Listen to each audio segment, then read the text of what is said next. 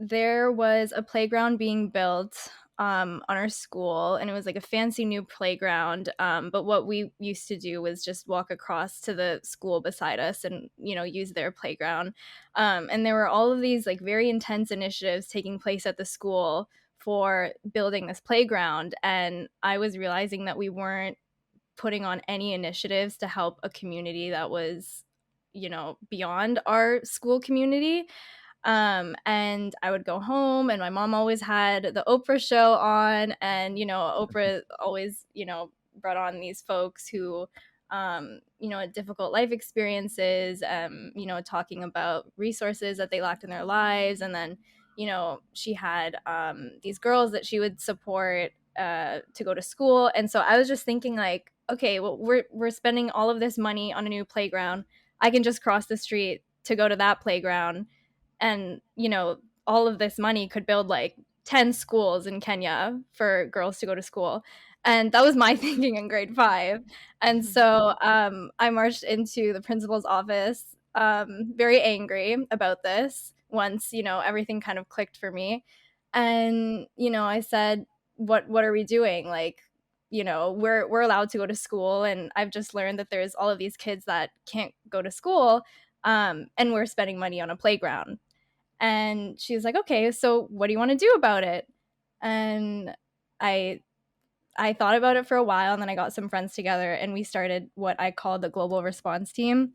So from grade 5 to grade 8, we would put on school dances, like food drives, clothing drives. And it wasn't just like for initiatives in the community, but it was, like we sent shoes to Haiti, and we did all sorts of things that kind of had like a global reach to it.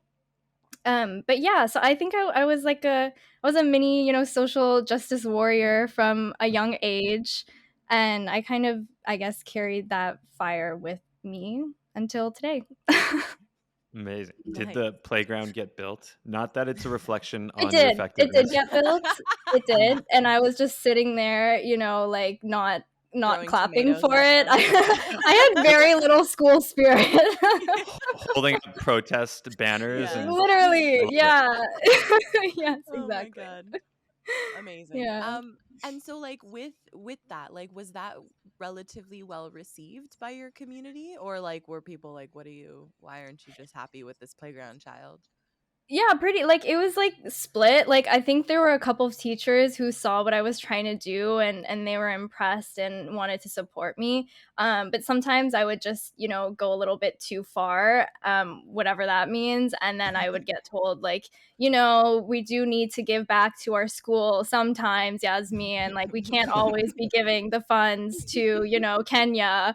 And I was like, yeah, but like we have an education, and the other thing is my dad was raised in Kenya as well. So when I'd see these images, like it felt closer than the way that other folks in my school felt about it. But definitely, like, kids were like I would be debating with kids about homelessness at recess and all of these types of things. But then eventually in my yearbook, everyone kind of wrote something like, oh, you made me think differently about this and about that. And so I was like, okay, it all paid off. Nice.